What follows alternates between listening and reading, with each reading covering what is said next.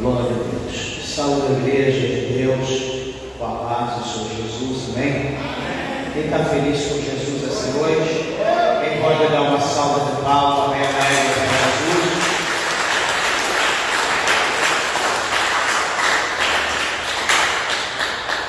Meus irmãos, agradeço a Deus pela oportunidade de mais um dia de vida, pela oportunidade que Deus concede de aqui estar em sua casa. Graças a Deus, já vivemos cada dia como fosse o último, aguardando a iminente volta de Cristo, preparados, guardando a trombeta tocar para estarmos com Cristo. Então, cada dia que Deus nos concede de vida, um dia que nós agradecemos a Deus por essa oportunidade. O apóstolo Paulo, ele diz que a vontade era imensa de estar com Deus, mas ainda como ele estava nesse tabernáculo, neste corpo, ele precisava ainda cumprir a sua missão, e assim também nós também permanecemos de igual forma. Igreja, peço a todos, por favor, que puderem, se coloquem de pé e abra comigo as vossas Bíblias no livro do profeta Ezequiel. Ezequiel está depois de Jeremias, depois de Lamentações, também está antes de Daniel. Glória a Deus!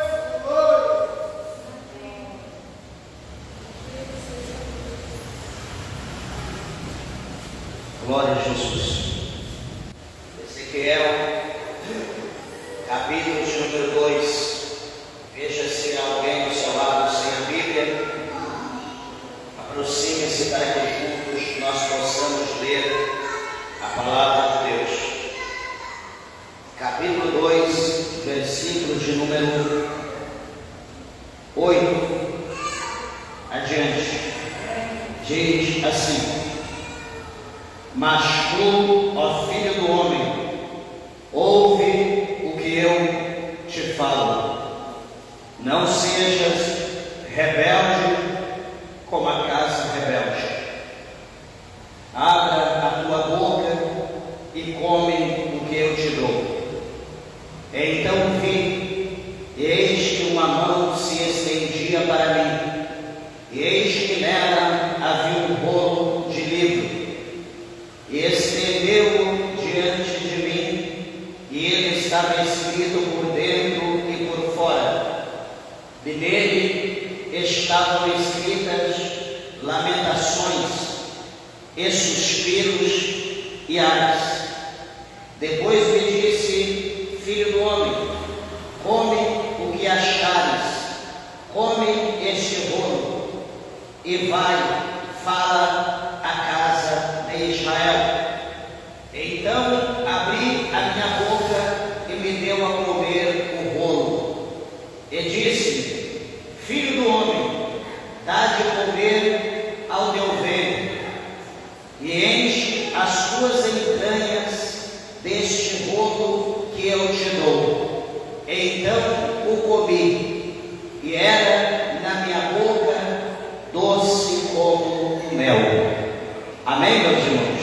Até aqui vamos orar. Levante a Deus a tua mão, a tua Bíblia. Feche os seus olhos, liga o teu pensamento ao céu, falamos com Deus nosso Pai. Maravilhoso Deus, amantíssimo, eterno e poderoso Pai, Senhor, Criador dos céus e Criador da terra, em cuja presença bendita e poderosa, meu Deus, neste momento, Senhor, nós nos colocamos, meu Deus do céu, mais uma vez, meu Pai, para exaltar, ó Deus, para glorificar o teu santo nome. Meu Deus do céu, meu Pai, atenta para a nossa oração.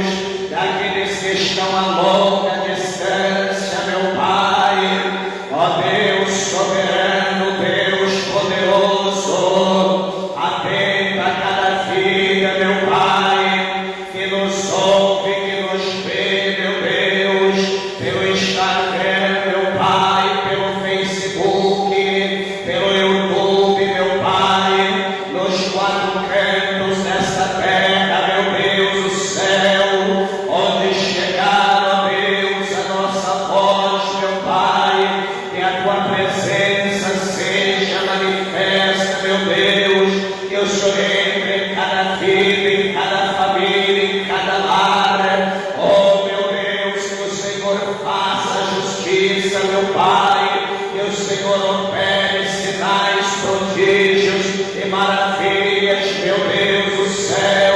Abençoa, meu Pai, de uma forma sobrenatural, meu Deus, a minha vida, a vida da igreja, dos meus irmãos. Meu Deus, tu sabes, Senhor, o que cada um necessita, meu Pai, o que cada um precisa da tua parte, meu Deus.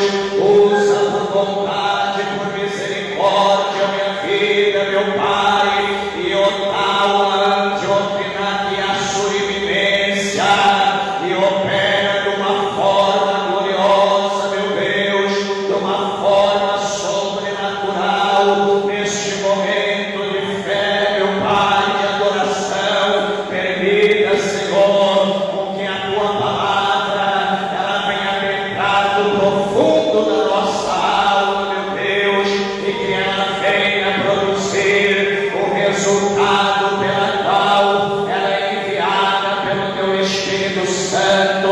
Fala comigo, meu Deus, fala conosco, fala com a tua igreja, fala com o teu povo na terra, pois é o que nós te pedimos e nós te agradecemos, em nome do Pai, em nome do Filho, em nome do Espírito Santo de Deus.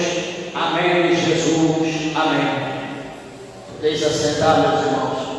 Desocupe as vossas mãos e dê uma salva de palmas bem alegre para Jesus.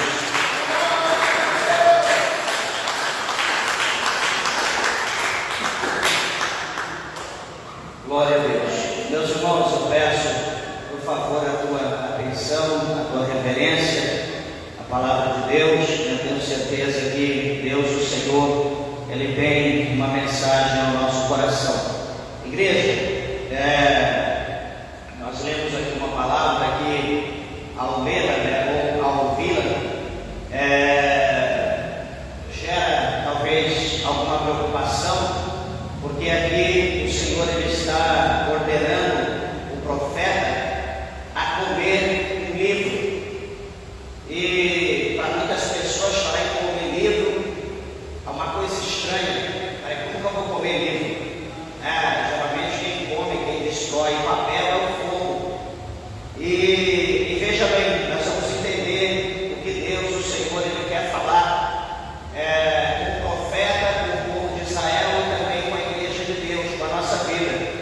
Primeiro, quero lembrar os irmãos que aqui na ocasião da escrita de Ezequiel, na ocasião do profeta, chamado Ezequiel, ele estava no cativeiro, ele estava dentro da Babilônia, o povo de Deus, de Judá, o povo de Jerusalém, havia sido levado para a Babilônia, cativo, toda a cidade, toda a nação havia sido levada, foi levado em 3 períodos diferentes, em 3 épocas.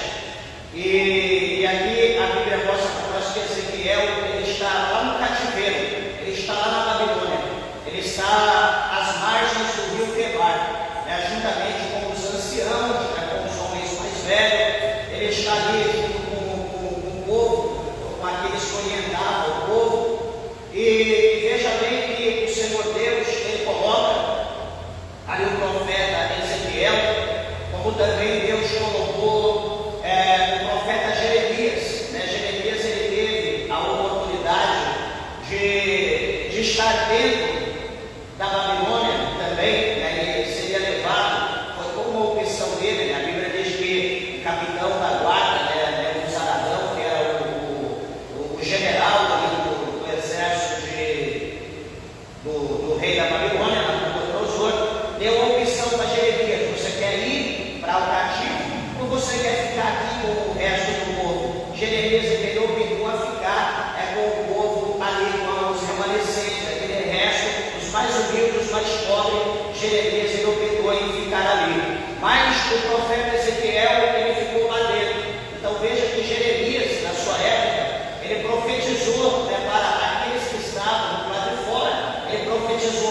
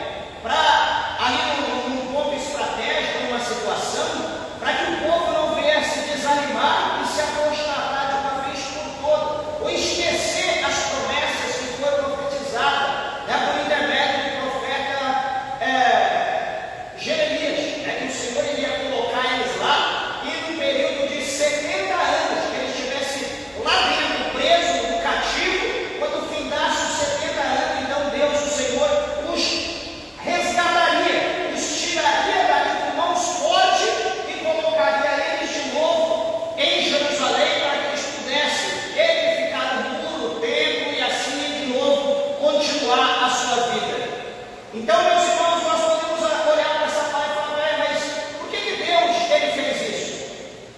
Igreja, Moisés, quando ele escreveu o seu último livro, chamado Deuteronômio, ele deixou escrito que as coisas que são reveladas, elas são para os homens e para os seus filhos.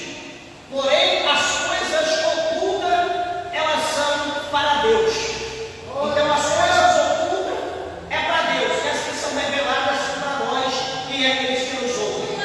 E veja então que Deus ele tinha um projeto. Eu não vou me atentar ao projeto, mas enfim, Deus tinha um projeto. Deus colocaria o povo lá porque eles precisariam aprender a obedecer a Deus, a confiar no Senhor. Veja bem, igreja, presta bem atenção, que Deus tinha uma obra na vida desse povo. Então Deus colocou eles presos.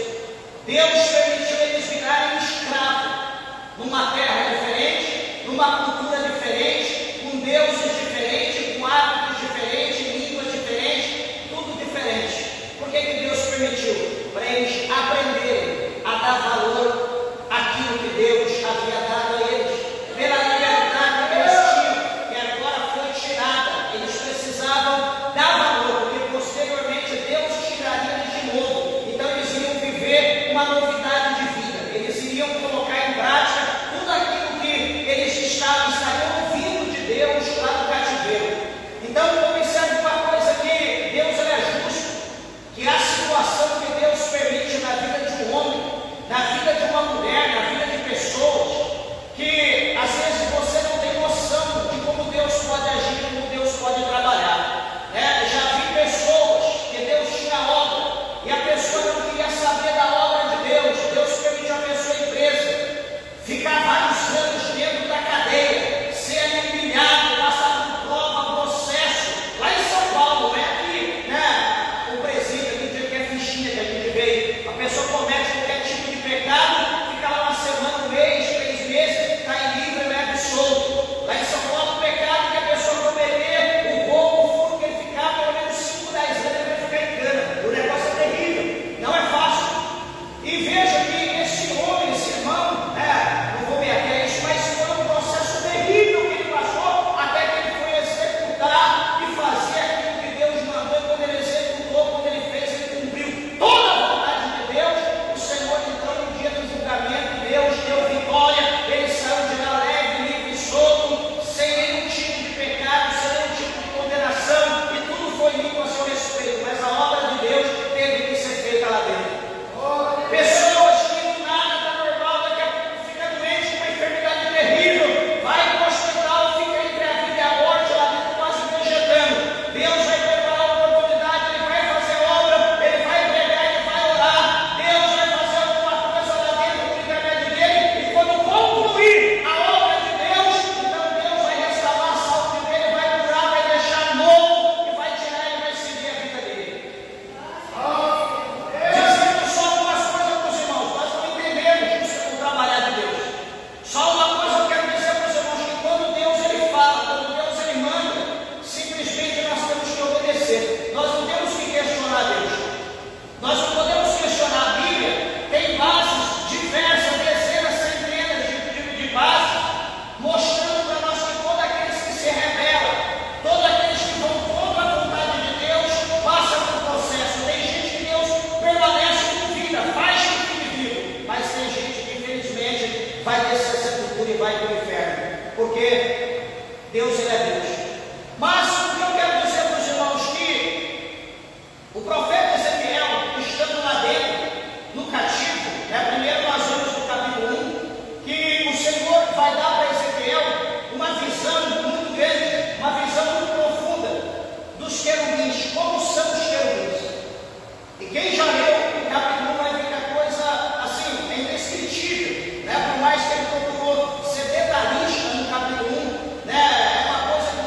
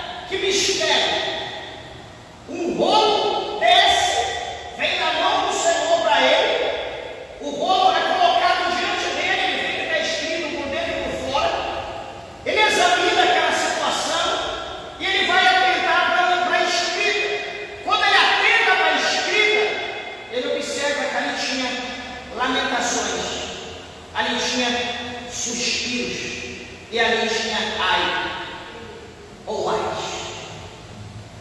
O que isso quer dizer? Quando isso diz lamentação. Meus irmãos, quando nós lemos, você quer entender o que é lamentação? Leia os livros de Salmos. O livro de Salmos está repleto de lamentações. Muitas lamentações. Você quer entender rapidamente o que é lamentação? Leia o livro anterior a Ezequiel, Lamentações de Jeremias. Aonde Jeremias vai lamentar sobre a destruição da filha do povo de Deus. Ele vai lamentar sobre a destruição de Jerusalém. Ele vai lamentar sobre a destruição do templo. Ele vai lamentar sobre a forma como as pessoas morriam, eram destruídas por Nabucodonosor. Ele vai lamentar, acerca dos acontecimentos de quantas vezes ele falou, as pessoas não deram crédito, e agora o juízo de Deus estava sendo manifesto sobre aquele povo. Jeremias, ele chora, ele era conhecido como o profeta chorando. Ele lamenta aquele acontecimento, mas por mais que ele chorasse, o que estava determinado por Deus, assim seria. E teria que acontecer. Nós observamos lá no capítulo 16, no primeiro livro de Samuel, 1 Samuel 16, no capítulo de número 1. Aliás, capítulo 16, no verso de número 1. Quando Samuel, ele ali é escolhido por Deus para ir até a casa de Jessé, o Belemita, para que ele pudesse ungir ali um novo rei que ocupasse o lugar de Saul. A Bíblia vai mostrar para nós que Samuel, ele está melancólico, Samuel, ele está chorando, Samuel, ele está ali desesperado, ele está ali pedindo que Deus revogasse a causa de Saul. O que Deus vai dizer a Samuel? Samuel, chega, para com isso. Para, deixa de pedir, deixa de chorar, deixa de implorar. Por que você está fazendo dessa maneira? Eu já decidi, está decidido. Não adianta chorar, não adianta pedir. Jeremias, aqui no seu livro, quantas vezes ele orou, chorou, pediu a Deus pelo povo, que Deus tivesse misericórdia, que Deus fizesse alguma coisa. O Senhor olha para Jeremias e diz: Jeremias, não adianta tentar, não adianta pedir, não adianta interceder por esse povo, porque eu mesmo não ouvi a tua oração acerca deles. Esse povo é um povo de coração duro, obstinado. Esse povo é rebelde, eles não querem saber, eles me puxam só do lado, mas o coração deles está longe de mim. Igreja, não adianta as pessoas quererem camuflar, não adianta as pessoas quererem se tornar camaleão. Camaleão é pelo poder de se camuflar e ser da cor do ambiente que ele está. Tem pessoas que é assim: eu vou para a igreja, então eu vou me vestir como crente. Eu vou para a macumba, eu vou vestir como macumbeiro. Eu vou para o carnaval, eu vou vestir como o povo do carnaval. Tem gente que é assim, tem a facilidade. O crente camaleão, ele é de acordo com o lugar que ele está. Só que detalhe, Deus, ele conhece cada um. Deus, ele conhece cada um de nós. Não importa.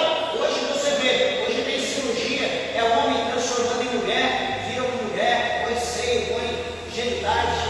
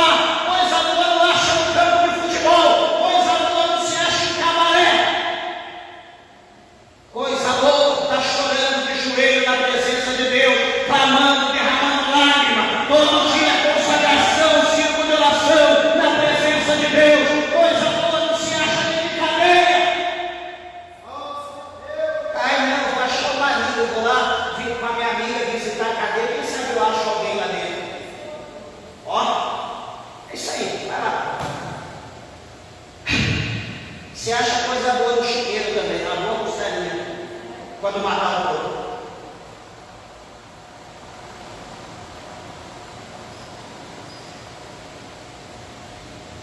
Então, ele vai achar lamentações. Depois ele vai achar suspiros. Suspiros também está englobado em lamentação. Pelo teor do acontecimento vem o suspiro. Pelo teor das lamentações tem o suspiro. E ele vai achar o ai. Tá, mas o que é o ai? É o ai, como se fala em Minas ou aqui no Goiás. Está dizendo ai de ai.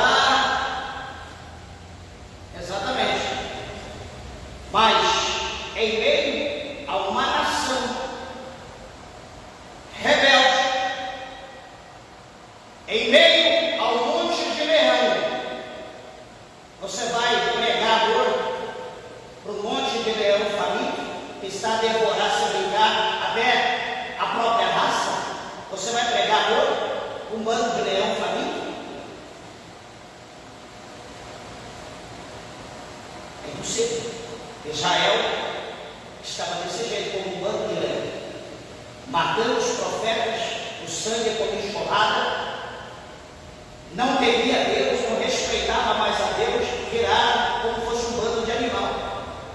E agora a gente quer que Deus pegue uma flanelinha e vai punir esse povo.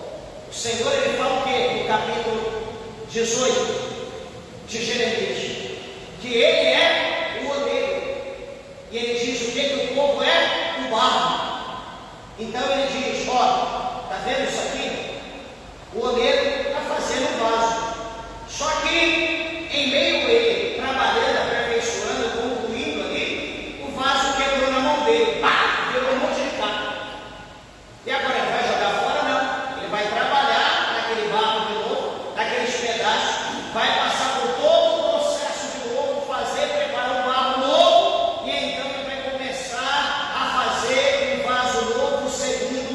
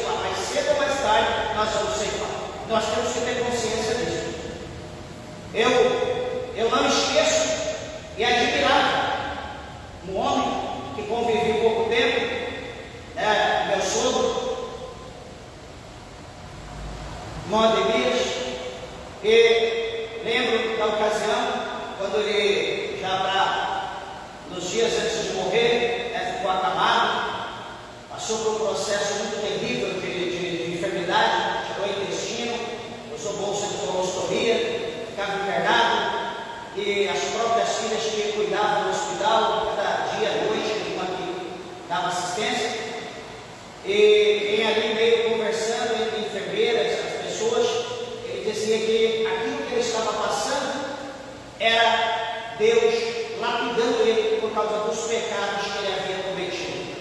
Ele tinha ciência de tudo que ele fez quando ele não servia a Deus. Ele sabia que o que ele fez era ruim, era mal, e que agora Deus, o Senhor, estava purificando, estava limpando ele para que ele pudesse alcançar as mansões celestiais. É uma coisa que poucas pessoas reconhecer os seus pecados. A gente, com o intuito de reconhecer o nosso, nós procuramos gente para apontar, e isso não vai livrar a nossa sentença. Nós temos que olhar para Deus, olhar para o espelho e dizer: Senhor, eu achei o pecador, estou olhando para ele, diante do espelho, eu e eu, você e você, e dizer: Deus, eu achei o pecador, eu estou aqui vendo a imagem do pecador, do exímio pecador, e agora eu quero pedir perdão, eu quero me humilhar diante do Senhor, porque eu reconheço os meus pecados, eu sei o que eu fiz, eu sei o que eu estou fazendo que não te agrada, mas eu quero que o Senhor me liberte, que o Senhor me tire dessa situação, que o Senhor me transforme num novo homem, numa nova mulher, numa nova pessoa. Eu quero viver em liberdade, eu quero viver a tua paz, a tua alegria. E se nós reconhecermos que nós vamos ver e viver o sobrenatural de Deus. O capítulo 3, que nós acabamos de ler, o Senhor vai dizer ao profeta: come o que achares, come este rolo, e vai e fala à casa de Israel. Por isso que tem a expressão, né? E aí, o que você está fazendo? Não, estou comendo bolo. Né? Mas esse dia, a irmã me ligou: você já almoçou? Eu falei: não. Ela viu, você está comendo o primeiro alimento espiritual. Eu falei: estou estudando aqui a Bíblia para pregar hoje. Isso é melhor. Então, as pessoas geralmente, quando vê você meditando na Bíblia, vai dizer: você está comendo o bolo. Eu estou comendo o bolo. Por causa disso que o Senhor está dizendo: come o que achares, come este rolo. Por quê? Por que eu estou comendo do bolo?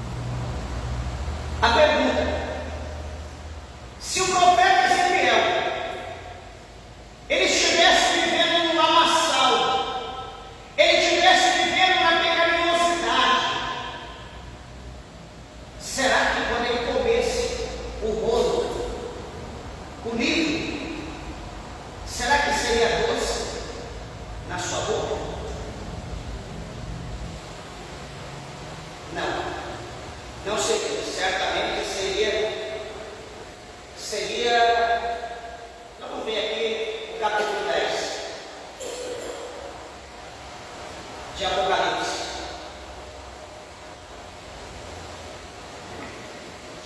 Apocalipse, o último livro da Bíblia, capítulo 10, o versículo 9, o versículo 8. Diz assim: e a voz que eu do céu tinha ouvido, tornou a falar comigo e disse: vai e toma o livrinho aberto da mão do anjo que está em pé sobre o mar e sobre a terra. Versículo 9: e fui ao anjo dizendo-lhe: dá-me o livrinho. E ele disse: toma-o e come-o, e ele fará amargo o teu ventre, mas na tua boca será doce como mel. E tomei o livrinho da mão do anjo e o comi, e na minha boca era doce como mel, e havendo comido, o meu ventre ficou amargo. Os irmãos estão entendendo o mistério? Veja que ele coloca o livrinho é introduzido. Na sua boca é doce. Só que quando desce o ventre já é a porta que em breve ele sairá. Então, entra como mel e sai amargo como fel. Passa por um processo. Ou seja, a palavra aqui, João aqui, como Ezequiel, ambos os dois, que eles estavam comendo por causa da sua pureza, por causa da sua dedicação, da sua obediência a Deus, eles comiam aquele livro, o mistério, só que na boca deles era doce, era como mel. Só que quando fosse para sair, ou quem os ouvisse posteriormente, não iria receber favos de mel, não ia receber doce como eles haviam recebido. Aqueles que fossem ouvir, certamente eles iriam ouvir uma palavra amarga. Eles iriam ouvir a palavra amarga. Olha aqui no Salmo 119, no verso de número 103. Salmos 119, verso 103, diz assim: oh, quão doces são as tuas palavras ao meu paladar, mais doces do que o mel à minha boca. Então, para aqueles que estão em conformidade com a palavra de Deus, a palavra do Senhor é doce. A palavra de Deus é como mel. A palavra de Deus é como favo de mel. Só que, para aquele que está em falha, aquele que precisa se consertar, você só vai achar uma palavra doce como mel, como favo de mel, se você correr atrás, a dica, se você correr atrás do livrinho de promessa. Sabe aquela caixinha de promessa? Você pode estar do jeito que for, pode ser um cão que abrir a caixinha de promessa, ele vai tirar lá, está lá, bem-aventurado, alguma coisa, Deus vai te abençoar. Toda a palavra que você tirar ali é só vitória. Pode, não importa o pecado, é só bênção, é o que todo mundo gosta. Só que quando Deus tem que falar com você, você pode abrir a tua Bíblia, outra Bíblia, a Bíblia que você pode ligar para alguém, ó, ativa a palavra para mim, você vai ouvir a mesma coisa. Porque a palavra de Deus, ela não faz curva, a palavra de Deus, ela é reta.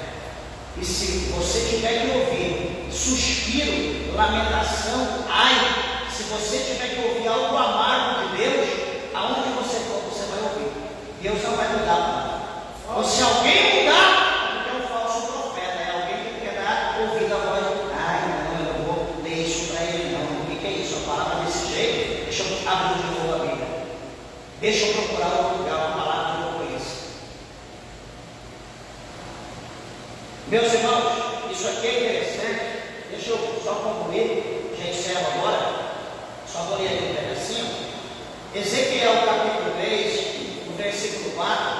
depois que ele come e na boca dele era doce como mel, o versículo 4 vai dizer para nós que o Senhor vai falar bem assim, presta atenção: filho do homem, vai, entra na casa de Israel e dize-lhes as minhas palavras. A casa de Israel é quem? Era o povo de Deus. Era o povo de Deus, era a menina dos olhos de Deus. Então ele comeu, engoliu o bolo, doce como mel, e agora só vai dizer: profeta, entra na minha casa, entra no meio dos filhos de Israel. E no verso 5, o Senhor vai dizer assim: olha, porque tu não és enviado a um povo de estranha fala, nem de língua difícil, mas a casa de Israel. Olha que interessante, então quer dizer que Deus está enviando ele, e todo mundo vai entender, todo mundo vai ouvir literalmente. Por quê? Porque o povo não é de estranha fala e nem de língua difícil. Ou seja, olha, eu não estou te enviando, profeta, no meio dos babilônicos. Eu não estou te enviando para aqueles sacerdotes da Babilônia que não vai entender nada de você. Eu estou te enviando à casa de Israel. Eles conhecem o teu idioma, eles saberão, entenderão o que você vai falar. No versículo 6, o Senhor continua dizendo: nem há muitos povos de estranha fala e de língua difícil, cujas palavras não possas entender.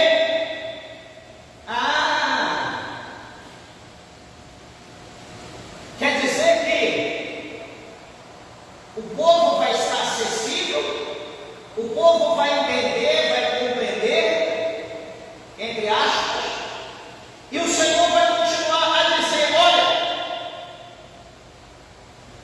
se eu aos tais te enviar, certamente te dariam ouvidos. E agora é você pensar, a gente vê que o povo todos, eles iam ver, enxergar, contemplar, entender, raciocinar, refletir, tudo que Ezequiel dissesse, eles iriam entender. Só que o Senhor está dizendo: profeta, se eu te enviasse para um povo que fosse oposto a tudo isso, que não compreendesse a tua língua, que não entendesse as tuas palavras, que não te conhecesse, um povo que olhasse para mim: o que ele está falando? O que esse homem está querendo dizer? Se eu te enviasse a um povo que não entendesse, não contemplasse nada, certamente esse povo, eles te receberiam, eles abririam a porta, eles iriam ficar sentados para te ouvir, eles iam querer aprender, eles iam querer conhecer, eles estariam ouvindo aquilo que tu falaste. Mas o que diz o verso 7? O Senhor diz assim: mas a casa de Israel não te quererá dar ouvidos, porque não me querem dar ouvidos a mim, pois toda a casa de Israel é de dura serviço, ou é de coração obstinado, ou é de fronte obstinada e de duro coração. Igreja, nós observamos isso aqui e nós vemos que sempre o cenário é o mesmo, muda só os personagens.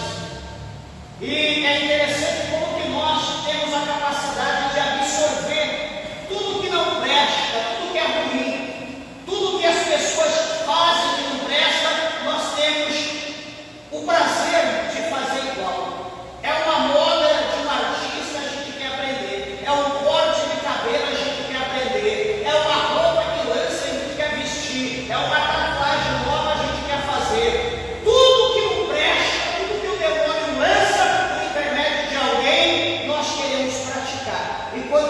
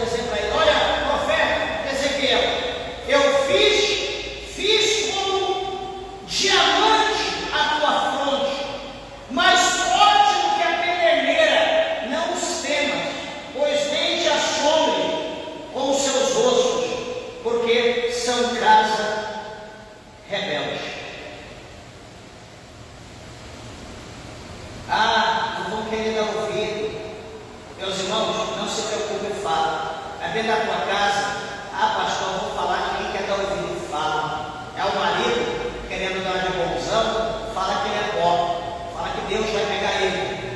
Deus vai encontrar, é a mulher que está sendo rebelde, é a esposa, Deus vai te pegar, vai quebrar a tua vida, vai te moer, vai te fazer pó.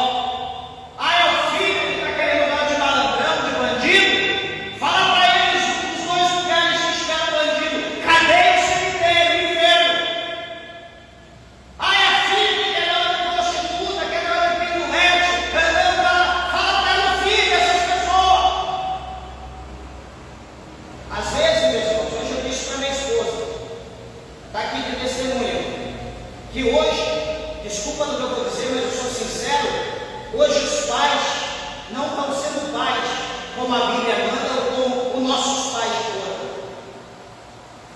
Hoje os pais não são mais pais, o filho faz o que quer, o filho bate, esbofeteia, xinga, manda o pai para algum lugar, manda tomar em algum lugar, joga copo, bate, não sei o quê.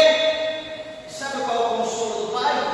Já dá um celular para a criança, põe ali um jogo, põe ali alguma coisa, e a mente da criança já vai sendo cauterizada desde pequeno, se tornando um idiota útil, para ser uma ferramenta usada pelo diabo no mundo, com 7, 8 anos, enfim, dessa forma. É lamentável dizer dessa forma, é ruim falar, mas é o que nós estamos ouvindo isso hoje. Eu dizia para minha esposa, presta atenção, o pai, ele pode fazer o que ele quiser com o filho e com a filha, o pai e a mãe, porque são filhos. Só que os filhos não podem fazer o pai, porque são filhos, tem que respeitar o pai. O pai faz tudo aquilo que ele tem vontade, o que ele quiser ele faz, é filho. Assim como lá no capítulo 12 de Hebreu, diz também que Deus faz com nós o que ele quer fazer, porque nós somos filhos. Se nós não passarmos pela correção de Deus, nós somos bastardos. Então, a situação que se encontra hoje, o culpado somos nós, os pais. Nós que estamos criando idiotas úteis para amanhã. Se os nossos dias hoje já está difícil, imagina daqui 5, 10 anos. Nós vamos ver como que vai ser essa coisa. Hoje, os filhos já crescem, já têm responsabilidade, ninguém mais quer casar, é só a prostituição, é só pecado, porque não casa mais, porque tem sexo de fato. O casamento é o sexo, mas se você tem, sem precisar casar, você vai casar. Falta do quê? De respeito da mulher, falta de respeito do homem, de saber entender o seu tempo, limite, não passar o sinal vermelho. Mas cadê a instrução? Não, é melhor que fique em casa, é melhor que dorme em casa do que sair para um lugar ou para o outro. É melhor que viva a cachorrada, é melhor que viva a falta de respeito, é melhor que o diabo venha dentro de casa numa prostituição, num adultério, do que mandar a lenha, instruir, fazer um homem ou uma mulher, é melhor deixar errado do que fazer um homem ou uma mulher correto.